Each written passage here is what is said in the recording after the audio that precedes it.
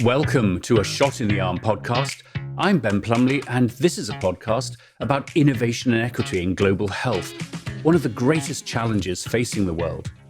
Well, 2022 was supposed to be about the global health community coming together, all hands on deck, to make sure wealthy countries committed the $18 billion for the next 3 years that the Global Fund to fight AIDS, TB, and malaria needs. But has Russia's war with Ukraine upended that? And coming on the heels of 2 years of a global pandemic that doesn't show any signs of waning, we need to recalibrate what the global security agenda looks like for the 2020s. And frankly, making sure that health and pandemics preparation and response, well, that is at the heart of that agenda. My guest in this episode is Gayle Smith, and I can't think of a better person to kickstart this critical conversation. Gayle is one of my sheroes of the global health movement. She is CEO of One, a global movement campaigning to end extreme poverty and preventable disease by 2030, so that everyone everywhere can lead a life of dignity and opportunity. Last year, Gayle took 8 months leave from One to serve as President Biden's coordinator for the global COVID response and health security at the Department of State. Prior to One, Gayle was the administrator of USAID under President Obama, and she served as special assistant to Obama and senior director for development and democracy at the National Security Council, where she helped lead the US and global response to the Ebola crises in 2014 and 2015. She was a special assistant to President Clinton and a senior director for African affairs at the National Security Council. Gayle, welcome to a Shot in the Arm podcast. Thanks, Ben. Great to be with you. Well, you have a fascinating career and with a wide variety and array of roles. And I wondered if you could share a little bit about your personal journey.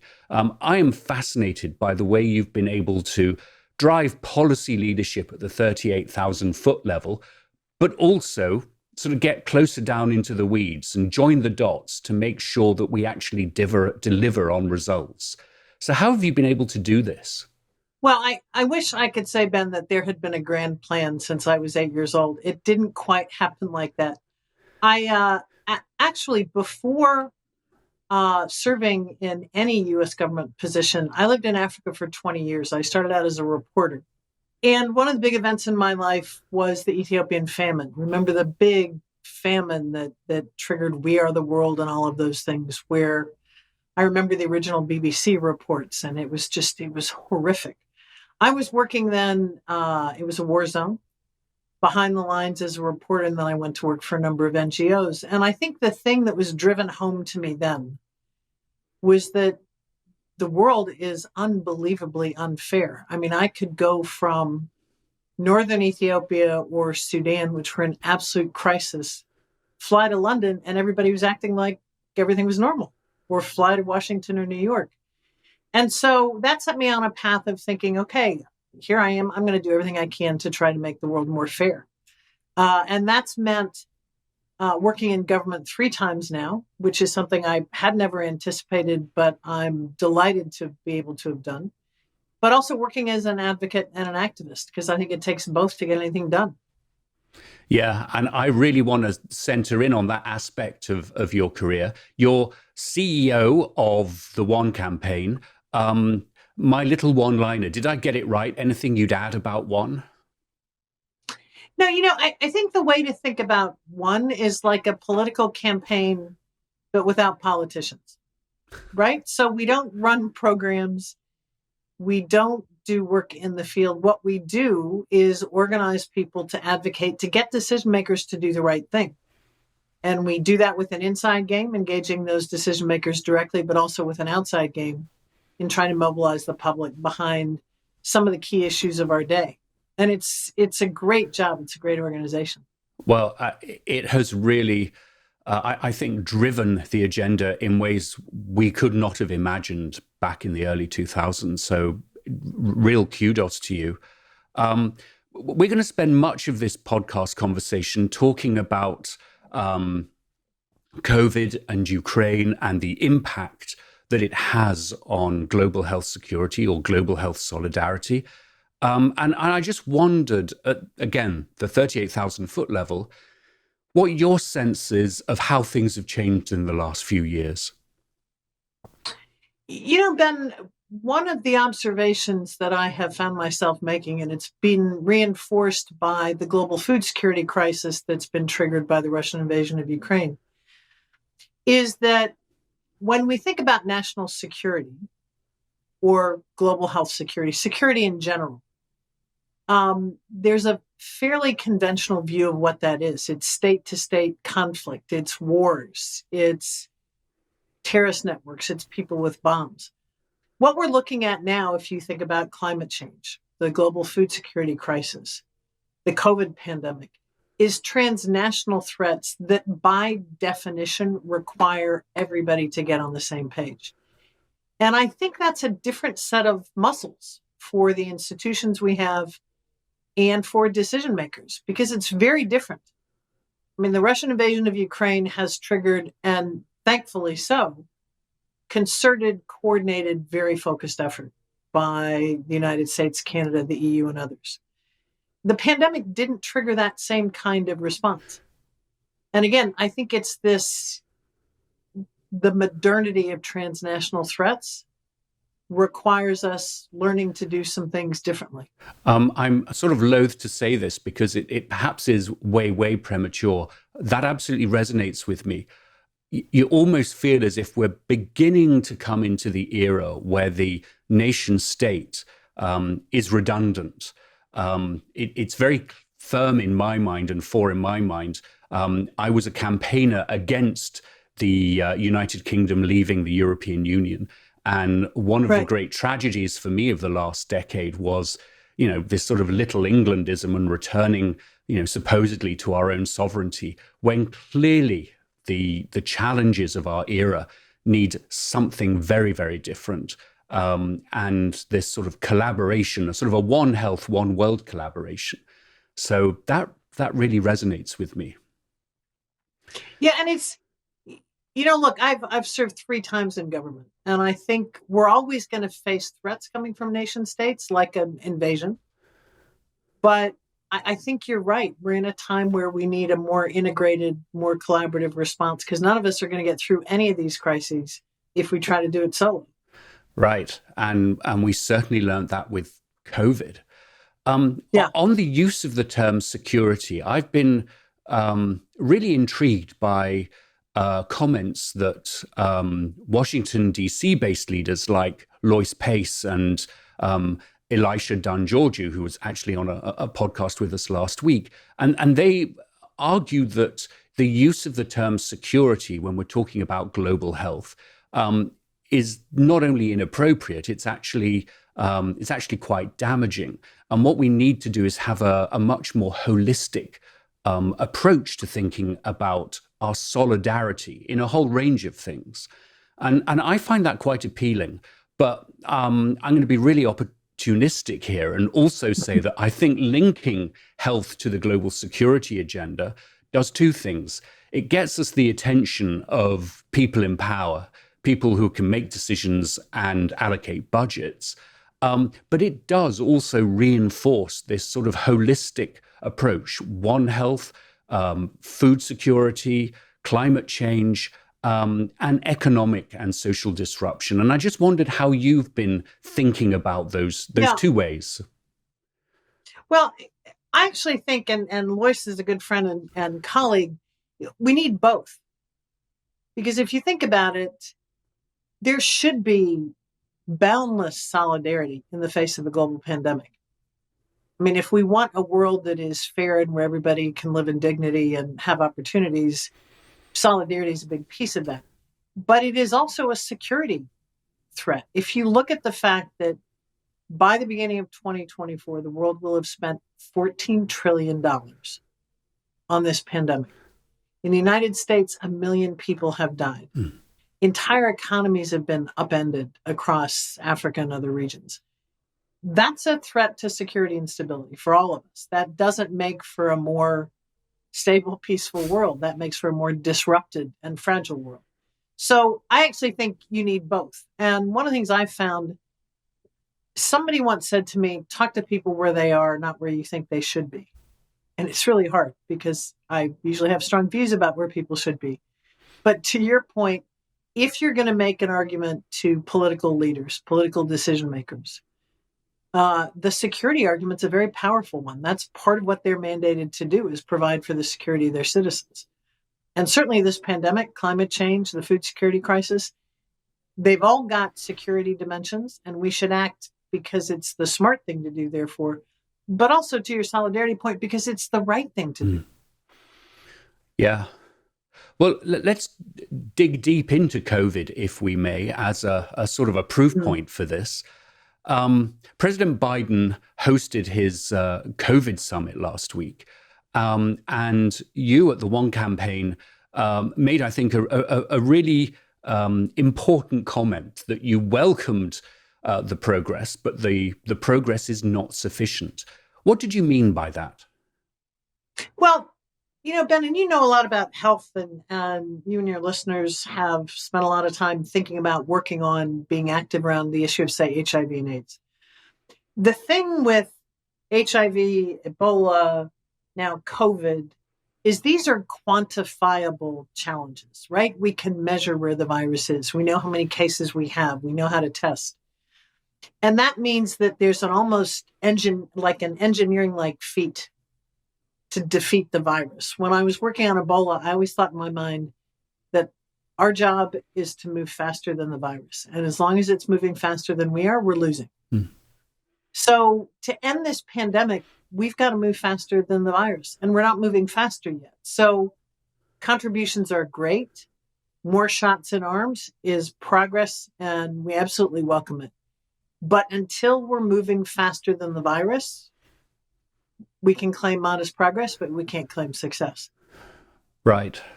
And I really want to come on to the challenges. Trying to keep it optimistic. What do you think the successes so far have been? I mean, clearly on the biomedical front, rapid development of vaccines and therapeutics has been terrific. But what has stood out to you? I think, look, there's a very big issue out there about the sort of structural inequity in the way the whole vaccine response has evolved.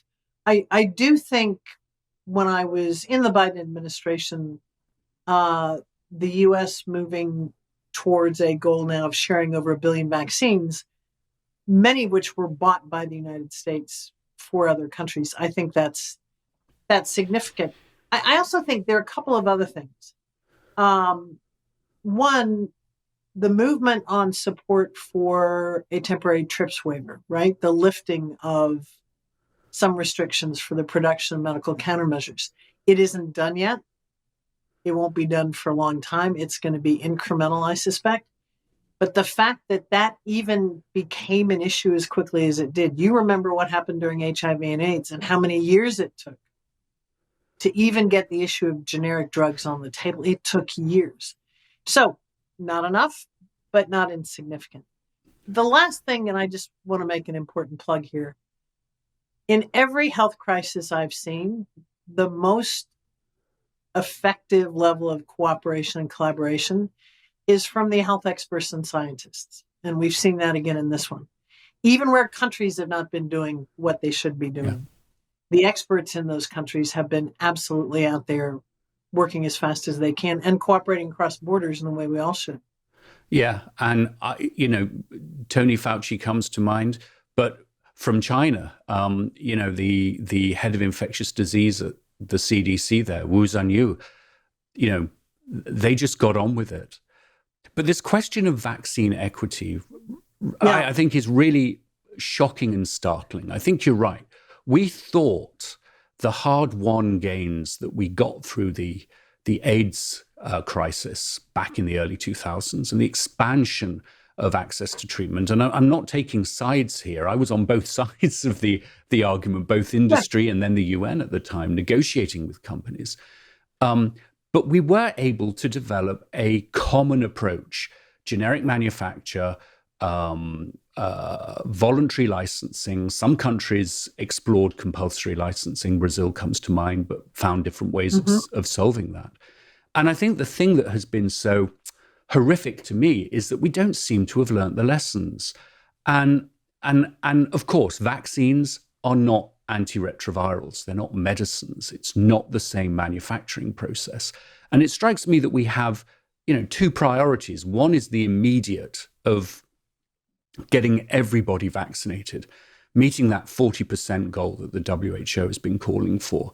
And so there's an urgent need. But then there's also a need, and come back to this in a minute, to really help different regions around the world build up the capacity to get vaccines manufactured, both for the longer term of COVID, but also, of course, for disease X, whatever is coming around the corner. Right. And I just wonder, why did we screw this up, do you think, we collectively? And what do we need to do? Yeah, I think there are a few things. And look, I remember early in the Obama administration, we had H1N1. Yeah.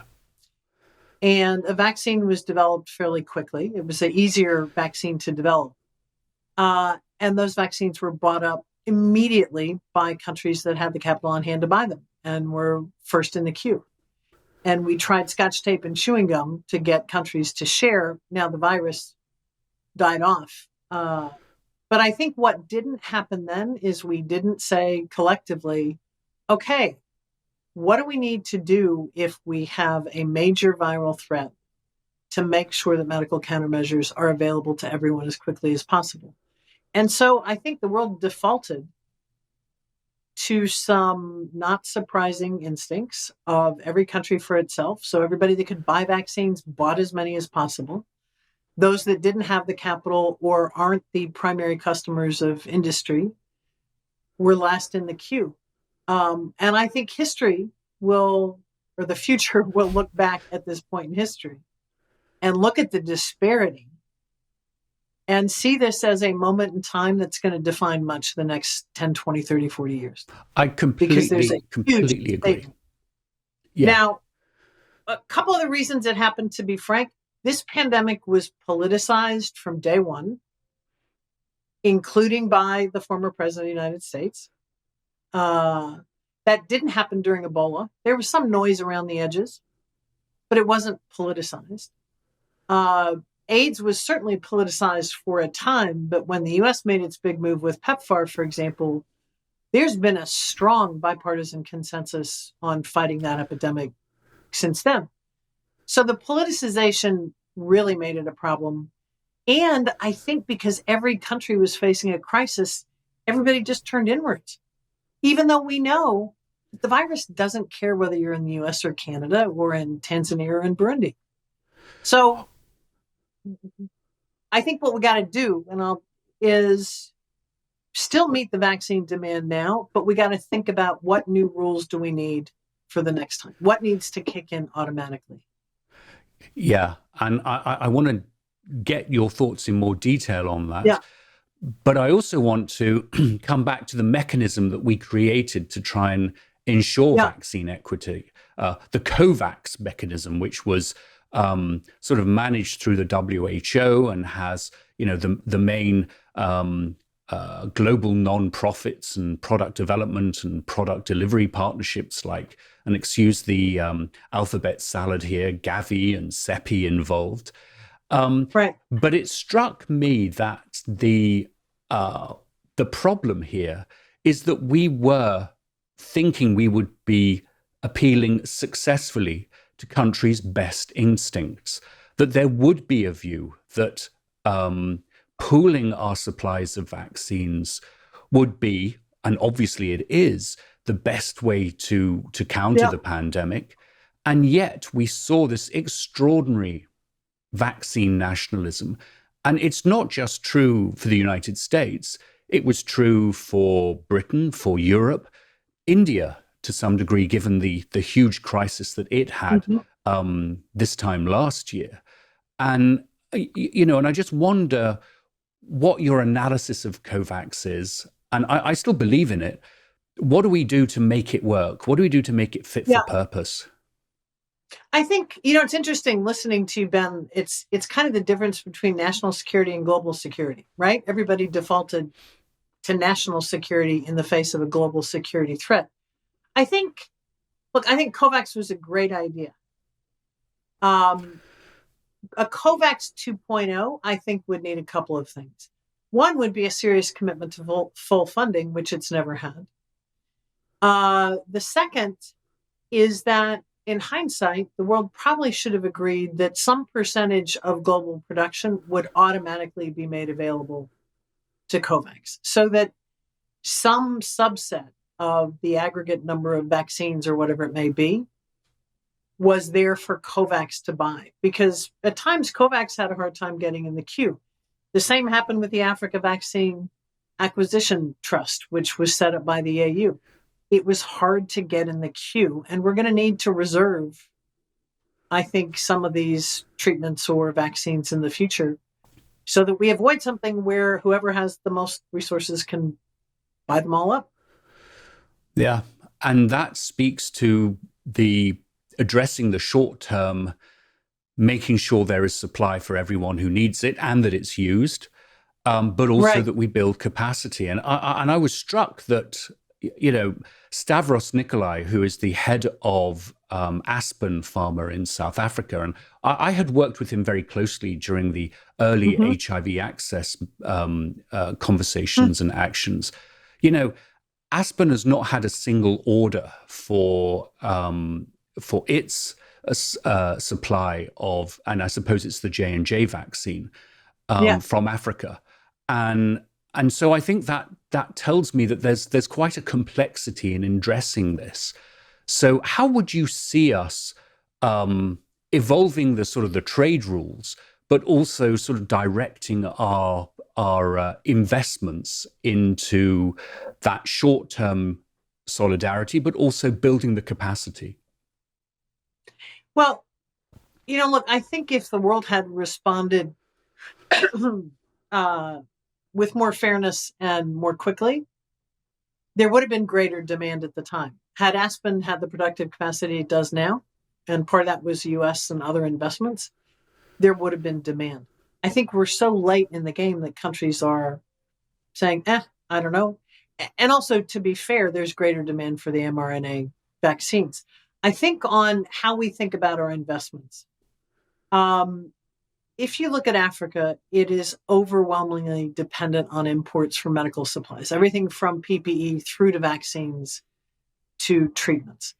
That's not a good thing for a pandemic. That's just not a good thing at all. It's too dependent. So I think increasing investment so more of those supplies can be produced and more of the more sophisticated supplies over time in multiple regions makes absolute sense.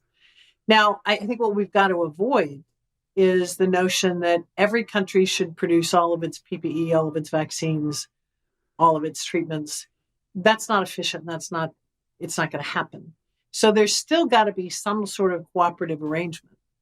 In the African case, what's really interesting is they're looking at a continental plan. How do they think strategically about production of medical supplies and countermeasures over time, looking at the entire continent? I think that's a smart way to go. Yeah, absolutely. And so, coming back to COVAX and it sort of feeding, being a focal point, if you like, for all of the regional action, it sort of takes us to WHO. And so I just wonder how you feel they have performed in the last 2 years. I gotta say, for me, Tedros led from the front, and he would do press briefings and short clips on Twitter. And I'm slightly embarrassed to say this, and he'll roll his eyes if he were to hear this. But it brought tears to my eyes when I heard him speak. And Mike Ryan and Maria van Kerkhove, they all led from the front, and I think provided us with a vision of what we could do. So that was my take. What did you think?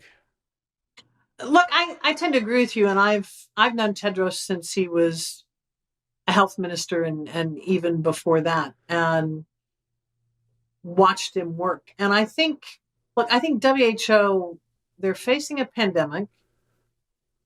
It is also a political football. I think there's a bit of misunderstanding by some in the international community of how it works. I mean, it's got to respond to all members. So that's all countries. So it's not an easy position to be in. I think if you look in particular, comparison to Ebola, I think WHO has done a tremendous job. Are there areas for improvement? Of course, but there are areas for improvement in the U.S. government, in any of the NGOs working on this. All of us have learned things that we need to incorporate. But I think amidst no sleep, constant demand, a lot of political battles, a raging virus on top of all the other work the WHO has, I think their performance has been good.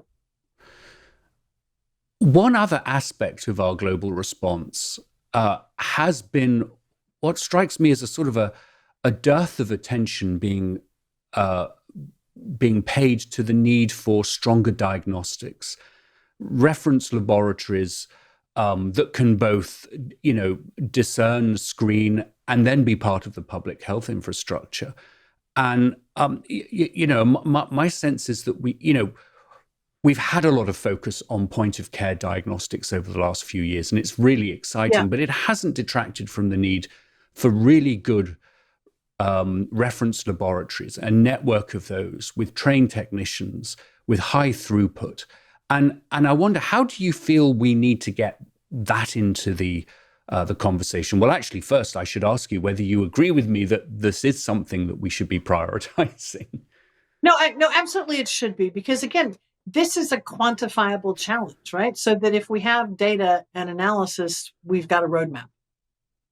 And the more information we have and the more networked and connected that is, the better our roadmap is. So it's kind of a no-brainer. I do think, and one observation in this is that the health community knows these issues really well. We've all been working together for a long time through a number of viruses. I think we sometimes presume that people who are not in this space, that are forced to make decisions on these things, automatically know what everybody in the health field does. And often they don't. So I think, first and foremost, we've got to do a bit more educating. And second, you said something about whether it's a network or an integrated body of these things. Scientists around the world are working together very effectively, but the architecture isn't built for that integration. So I think, to your point, knitting that together, because, it's one of the hard things to make political leaders understand. Viruses don't give a damn about politics. So whether or not you agree with a country doesn't matter. If that country's got a scientific team working on this, you want their data to be combined with yours so that you've got a roadmap. Which sort of leads me to the other point about the last 2 years with COVID. Yeah. The virus doesn't respect politics. It's extraordinary how controversial SARS-CoV-2 has been right across the world. You and I are both very interested in the way citizens come together and advocate for, in our instance, solidarity around global health. But a sort of foundation to that is having accurate information. And we have learnt that, for better or for worse, hesitancy, misinformation, issues that perhaps have been with us for centuries have really come to the fore during the technology age, as it were. And I wonder, you mentioned earlier about the bipartisan support for PEPFAR and the AIDS response. Why have we been able to continue to get it right for AIDS solidarity, kind of, but not really for COVID? Well, in actuality, there's an ongoing fight now about additional resources for the international response that's caught up in politics. We actually had bipartisan support for the U.S. global response. When I went into the State Department, we had a lot of money, and it was because the two parties had agreed. But I think the danger here, and I think it's utterly terrifying, is that scientific facts have become a matter of opinion. And we all know that gets amplified at warp speed on social media. But we've actually got people in public positions of power and influence that are endorsing the notion that scientific fact is opinion. And, in all the years I've been working on these issues, we've seen some ugly debates around HIV and AIDS. Towards the tail end of the Ebola epidemic, some pretty nasty stuff snuck into the mix. But never was there an issue debating how Ebola was transmitted, or the value of testing for HIV, or the value of prevention of transmission. Never was that a subject of debate. And now those things are huge political issues. Scientific facts that are about keeping you safe, me safe, all of us healthy are political footballs. And that's really dangerous. I think that's as dangerous as any virus. Could we change tack now and go to the end of February this year when President Putin of Russia ordered his troops to invade Ukraine? And I feel that this was a everything has changed moment, somewhat like 9/11 21 years ago. And obviously in this podcast, we're sort of trying to discern the impact on health, on global health. And it may be premature to try and discern those. But does anything stand out to you right now as being relevant? I think so. Well, and first and foremost, there's the impact on the public health of the people of Ukraine. And WHO has spoken out frequently about that. But whether it's actual attacks on clinics and health facilities, which we've seen increase over the last 15 years in wars all over the world, or it's the disruption of regular treatment programming, whether it's HIV, TB, anything else. We all know that if you break continuity, you've got a real problem. So I think there's an immediate impact in the Ukraine. I think that the other impact is, and I think, I would not run for president. It's a really hard job. I wouldn't run for prime minister. So I don't envy today's world leaders. They've got to deal with Ukraine, the pandemic, climate change, the tsunami ripple effects of Ukraine all at the same time. I do think there is a danger that with all the focus on Ukraine, we could lose sight of the fact that this pandemic is not over. And none of that is to say that we shouldn't respond to Ukraine. We should, absolutely. But this is a fragile, complicated world that's just being assaulted by crises, and we've got to manage all of them. So whether it's the replenishment of the global fund to keep the HIV/AIDS fight going, we've got to be able to do all these things at once, and we can't get into a situation where we're robbing Peter to pay Paul.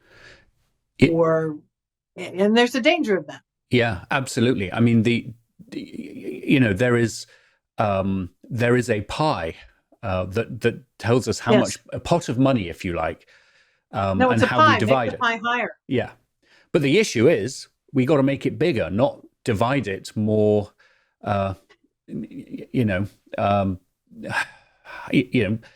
you say, rob Peter to pay Paul. But you also, and that's a really big challenge, Ben, is that the demands on that same pie now, the pandemic, climate, this food security crisis that's been triggered by the invasion is massive. Ukraine itself, let's not forget ongoing humanitarian crises elsewhere, Asia, Africa, the Middle East. And we can't do all of those things effectively if we don't increase the top lines. Now, the world is pretty good at increasing the top lines on defense spending. Not as good at increasing the top lines on health, humanitarian, food security, other spending.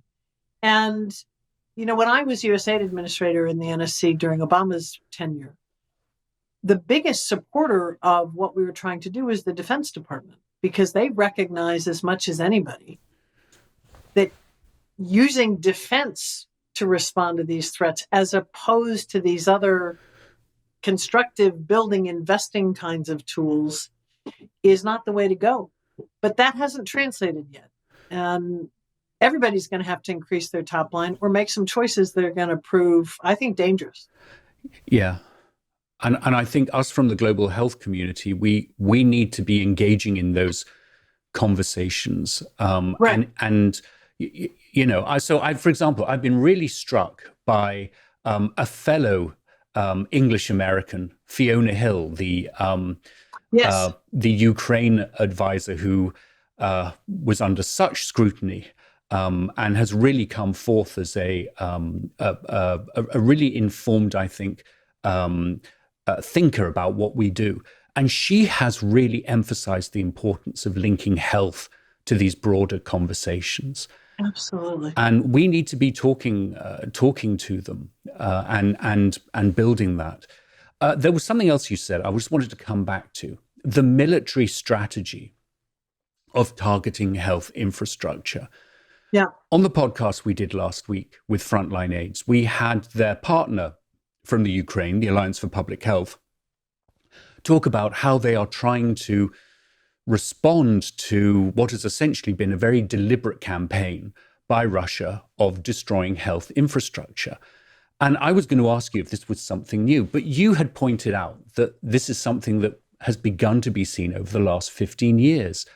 What's been happening there, and why do you think? You know, it's always seems an odd notion that there's something called the rules of war, right? There are rules of war. Those have been being violated for a long time. If you look at the increase in the number of deaths of humanitarian workers, of health workers, look to Syria, where Russia had and has a prominent role. And health systems there were not accidentally hit, they were deliberately targeted. And one of the things I think that is being calculated is if you wipe those out, then communities can't stay there. They have to go somewhere else. They will give up because they're so desperate to have something as basic as health services back. Now, it doesn't work because I think you found with some of the frontline workers you've talked to, people are incredibly resilient and they're going to fight back, push back, build back in any way they can. But it's been on the rise and there's been an incremental response. You know, every 6 months, year or so, there's a session at the UN or somewhere that decries it and condemns it. But I don't think we are collectively looking at it to say that health facilities, healthcare has become a fair target more. There is a very clear... I don't mean it's a fair target. No. It is being used as a quote unquote fair target by a lot of the perpetrators. Yeah.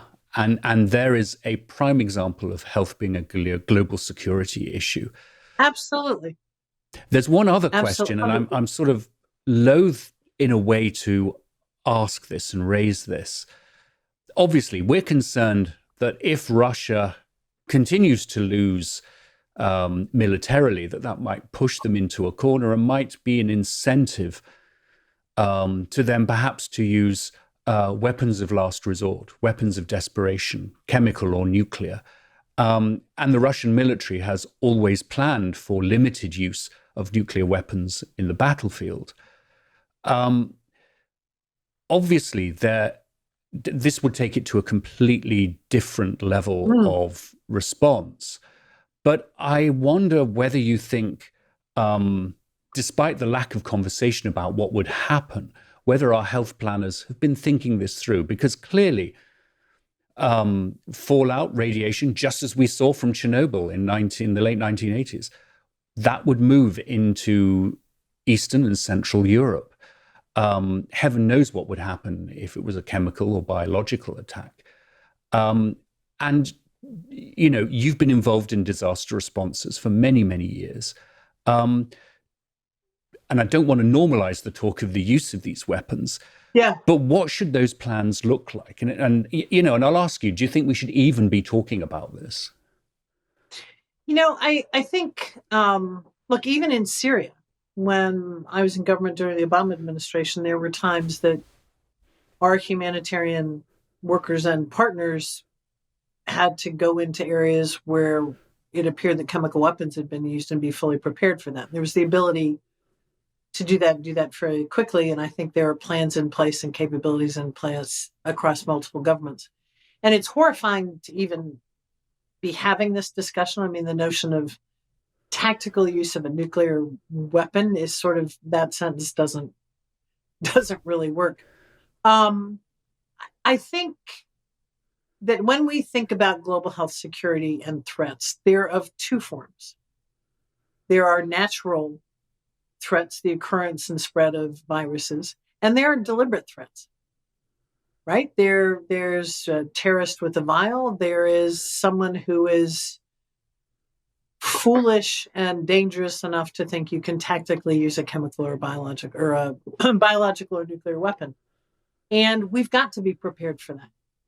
We can't bifurcate global health security and say we're only going to do it if the cause is natural. We've got to be prepared for the threats, however they may come.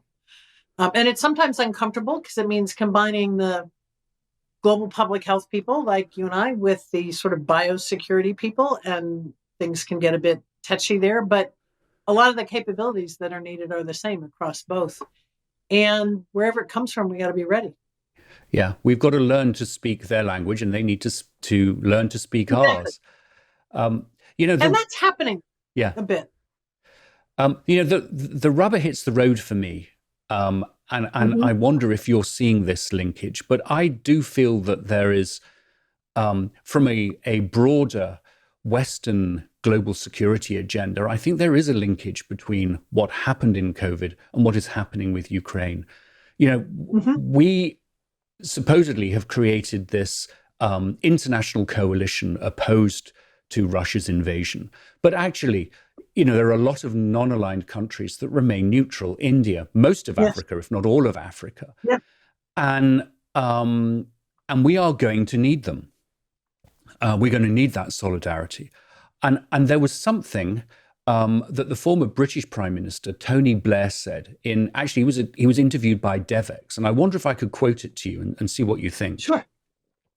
He said that, and this relates to vaccine equity, Africa is never again going to want to be in a situation where it is having to rely on international cooperation in circumstances where it is very obvious that in a pandemic, every country is going to look at its own interests.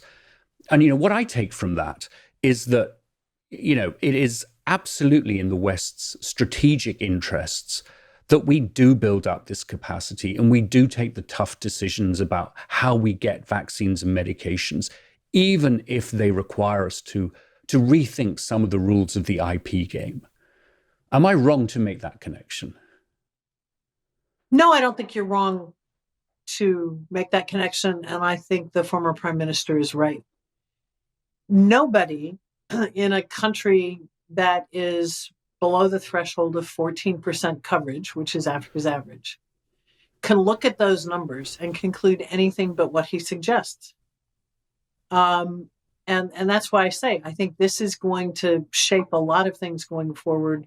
I think you're connecting the dots. I don't know if it's an absolute connection, but I think there is a connection in that a lot of countries have abstained from these votes on the Ukraine. And I think part of the reason is that they've got relations with Russia and with China and with the West, and they don't feel the need to mix it up. But I think also there was a tendency on the part of some to just assume that they would all vote with the West. And I don't think that's an assumption you can make anymore. And I think the way the vaccine issue played out, that's a factor in how people are going to think going forward. So we do need to connect the dots, and we do need to come back to where we started and think about, what really is global health security and global health solidarity, because it matters not just for health, but it matters for everything. You'll know that I worked for the late Ambassador Richard Holbrooke in the early years of the 2000s, setting up the Global Business Coalition. And he said to me, I guess a couple of years before he died, unfortunately, prematurely, but that, there was an argument to say that PEPFAR had shown the engaging solidarity side of US policy. And it was interesting that, apart from Somalia, part of what was then all of Sudan, and parts of Western Africa, that certainly Eastern and Central and Southern Africa had not seen the rise of religious extremism and terrorism. And he postulated that PEPFAR had somewhat contributed to helping to sort of contain that. Would you see that our investments in PEPFAR, in the global AIDS response, PEPFAR and the Global Fund, that they have really helped us in at least creating an openness and a willingness post-empire for these countries to work with us? Well, I think certainly, and I think most of these countries want to work with us in any case. I mean, if you talk to most of them about where they'd like to see more investment, it's from the West, for example. So I think that desire is there. I think where it's really critical is that if you look at the definition of a fragile state, like a state that's vulnerable to extremism, one of the criterion is its ability to deliver basic services to its citizens. Otherwise, like, what's the relevance of a government if it's not delivering on basic health or any of these other services? And I think what PEPFAR has done, along with other things, is really prime the pump in the machine of health service delivery. And suddenly governments and partners, in the case of PEPFAR, the United States, in the case of Global Fund, the international community, are delivering. And that gives this country cohesion. One final question about the impact of Ukraine on the global health community, Gayle. You mentioned the seventh replenishment of the Global Fund to fight AIDS, TB, and malaria. And President Biden is hosting that replenishment conference in September in the US. The US has been fantastic. Again, that bipartisan commitment has meant that it looks like the US will be able to make a very, very significant contribution to the next 3 years of the Global Fund's replenishment. But other countries, and the UK and Sweden particularly, are going in the other direction. They've not made commitments to the Global Fund one way or the other, but they have reduced or diverted their overseas development aid. The Global Fund needs to be fully funded. We all know that. Yeah. But how do we have to adapt our advocacy in these new times to clamor more that we need attention as much as the rapid military and humanitarian support to Ukraine? 100%. And look, the president's request for the Global Fund is right where it needs to be. Historically, Congress has always supported, if not increased it. So I think the US is okay. I'm particularly concerned about the UK, which has been such a leader in development for so many years and is receding. And I can't understand why it's perceived that that's in the interests of the UK or its people, but that's where you have it. So I think we're going to have to push harder there. I think we're going to have to be very clear in conveying the consequences of failure, not just in terms of HIV and AIDS, although that's primary, but the other things we've been talking about. We're going to have to look to other donors. We may have to be a bit more fierce, still fair, but fierce, because with all the progress we've made, to take a step back on HIV and AIDS and let that virus move more quickly again, it's unacceptable and unforgivable. So yeah, we're going to have to change our tune. We're going to have to up our game. That's certainly what we're doing. And I really hope if anybody from the UK is listening, or Sweden, please let your governments know that this is vital to everybody, and it's something of which every country can be proud. So it's wise and smart to do it. So pivoting a bit now, Gayle, we're coming up to the top of the hour, but there are still a few things that I'd love to get your thoughts on. Sure. And the first is around, more optimistically, pop culture in driving movements of change. You're CEO of One. I'm the co-chair of the MTV Staying Alive Foundation. We Great. both know how popular culture and music in particularly can help drive change. Why are these kind of partnerships so important, do you think? Look, I go back to this, talk to people where they are, not where you think they should be. And people listen to different kinds of voices. Not everybody, even though they should, listens to you or me, for example. So if someone they know, someone they look up to in that indirect way that people might follow an artist, an actor, or a musician, makes a difference. And they've got reach. I mean, we did something early in the pandemic called Pass the Mic, where we got artists from all over the world to literally turn over their social media platforms to experts on the pandemic, frontline workers, Tony Fauci. And it was a valuable way to get to literally millions of people because they were going to follow Julia Roberts. And when Julia Roberts said, I'm turning over my social media to Tony Fauci, people got a day of Tony Fauci early in the pandemic. So they're kind of what you might call force multipliers. I completely agree. Last year, I interviewed.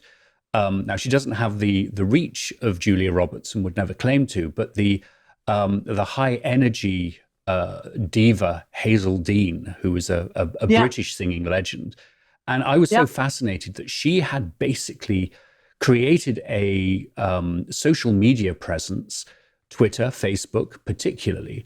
To stand up and fight for trans rights. And I thought that was just so fascinating. And it really has, I think, had an impact.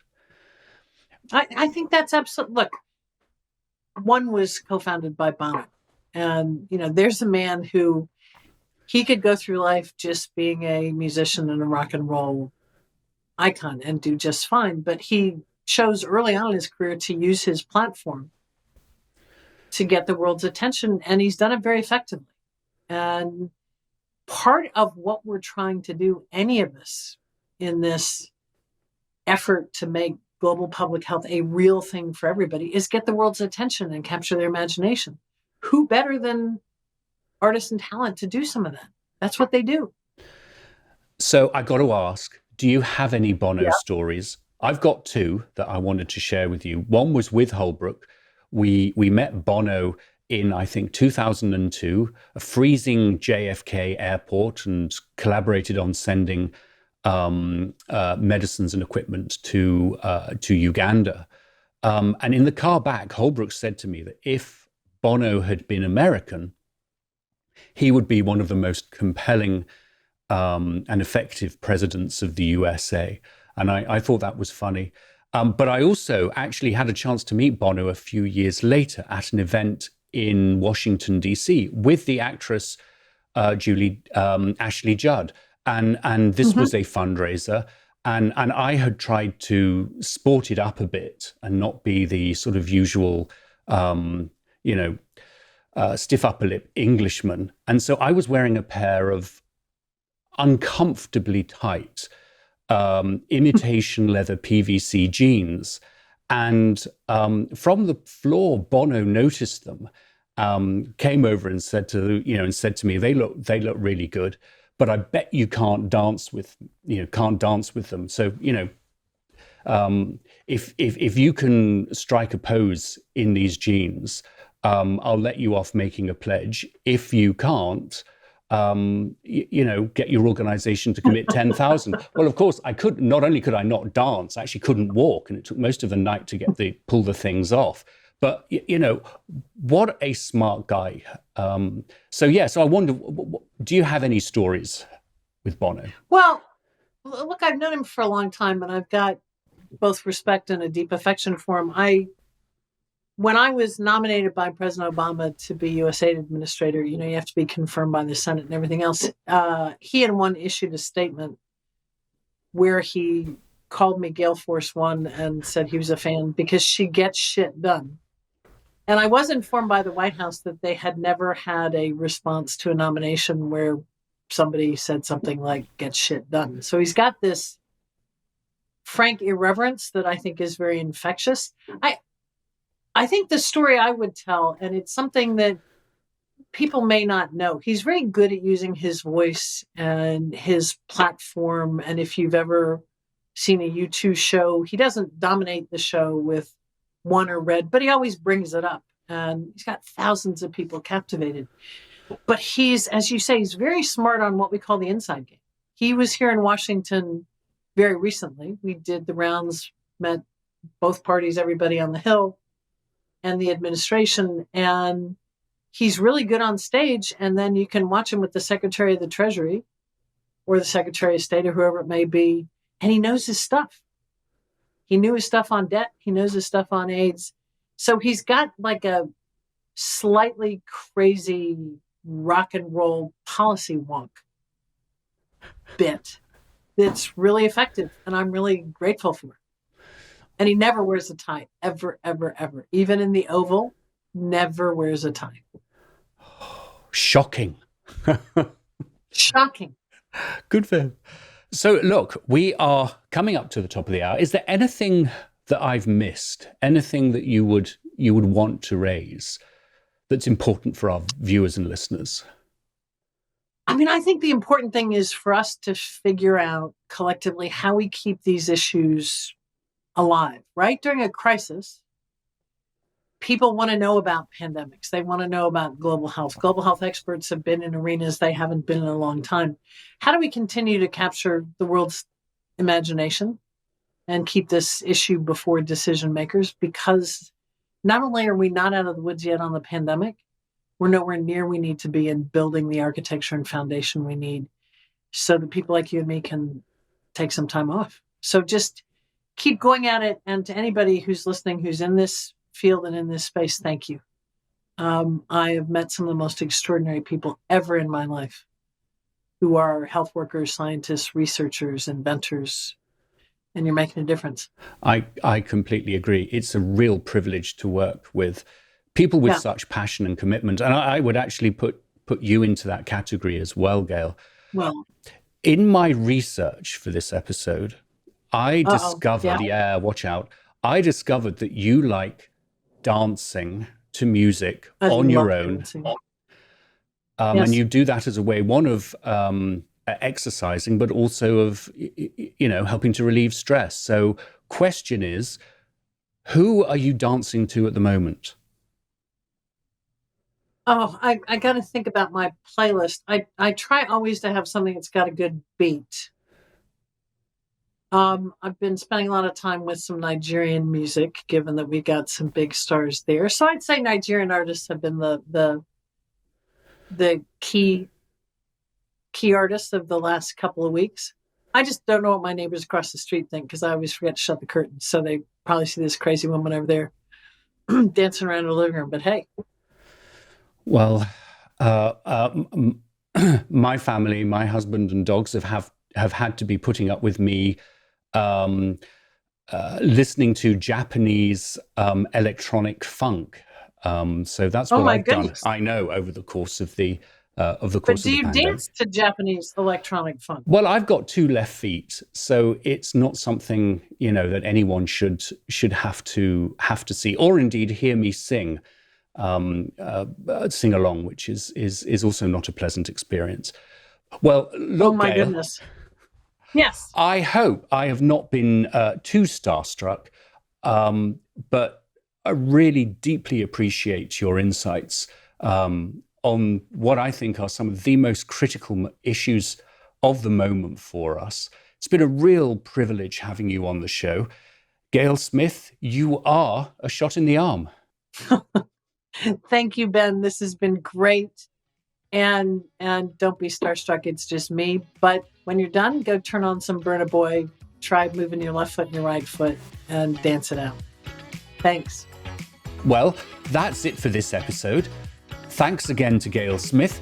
And you can find out more about the One campaign at www.one.org. Thanks as always to our director and producer, Erik Espera of Newsdoc Media. A Shot in the Arm podcast is a project of the Icana Health Action Lab and a member of the Health Podcast Network. And finally, a huge thanks to you.